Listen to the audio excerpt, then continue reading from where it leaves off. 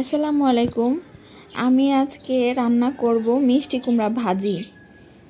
এটা হচ্ছে আমার ভীষণ একটা পছন্দের জিনিস।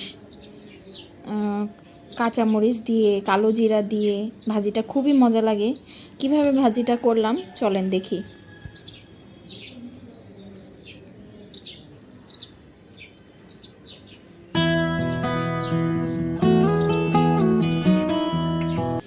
এখানে আমি একটা কড়াইতে কিছু শুকনো মরিচ ফোড়ন দেব। শুকনো মরিচ আগে একটু ভেঙে নিলাম, আমার কড়াইটা গরম হয়ে গেছে। শুকনো মরিচ দিয়ে এবার তেল দিয়ে দিব। আপনারা আপনাদের পছন্দ মতো এখানে কাঁচামরিচও দিতে পারেন, সয়াবিন তেলের জায়গায় সরিষার তেলও দিতে পারেন, কোনো সমস্যা নাই। কাঁচামরিচ দিয়েও এভাবে ফোড়ন দিতে পারেন। আমি কিছু কালো জিরা দিয়ে দিচ্ছি। আমার কুমড়া ভাজিতে কালো জিরা ভীষণ পছন্দ। আপনারা চাইলে এটা না দিলেও পারেন, কোনো সমস্যা নাই। এটা একটু ভাজা হয়ে গেলে আমি এখানে 1 মুঠ পরিমাণ পেঁয়াজ দিয়ে দিব।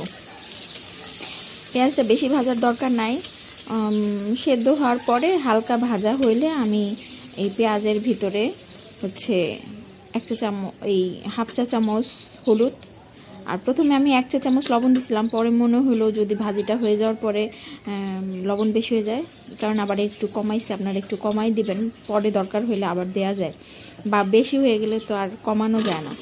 এরপরে আমি কুমড়া দিয়ে দিলাম।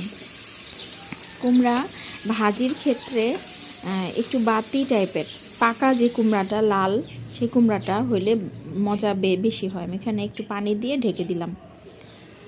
তো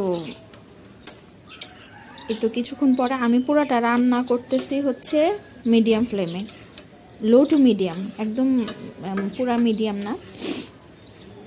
কিছুক্ষণ পরে দেখেন আমার কুমড়াটা আরেকটু সেদ্ধ হবে, এখনও পানিও আছে।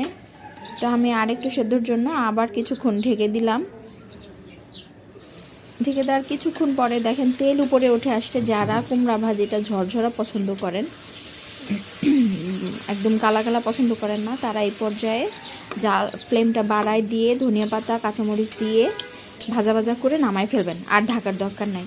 কিন্তু আমি আরেকটু নরম করব। এটা প্রায় সেদ্ধ হয়ে গেছে, খাওয়ার উপযুক্ত হয়ে গেছে। যারা এরকম চান তারা এরকমভাবে হাই ফ্লেম দিলে একটু ভাজা ভাজা হয়ে যাবে, নামাই ফেলতে পারবেন। তা আমি আরেকটু ঢেকে দিব, আমি আরেকটু নরম করব। তো দেখেন 2 মিনিট পরে এখানে অনেক পানি উঠছে, তেলও কিনারে চলে আসছে, কুমড়াটা আরও নরম হয়ে গেছে। তো আমি আর নাড়াচাড়া করব না, তাহলে একদম ভর্তা ভর্তা হয়ে যাবে। আমি যেরকম চাইছিলাম তেমন হয়ে গেছে। আপনারা চাইলে এরকম করেও খেতে পারেন, এটা খুবই মজা লাগে নরম হইলে।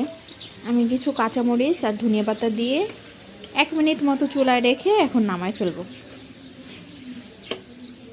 আমার রান্নাটা প্রায় কমপ্লিট।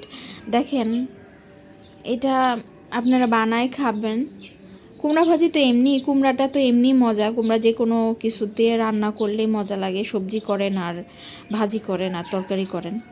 তো আপনারা প্লিজ আমার সাথে থাকবেন, একটু রান্না করে খাবেন, অবশ্যই ভালো লাগবে। সবাই ভালো থাকবেন। আসসালামু আলাইকুম।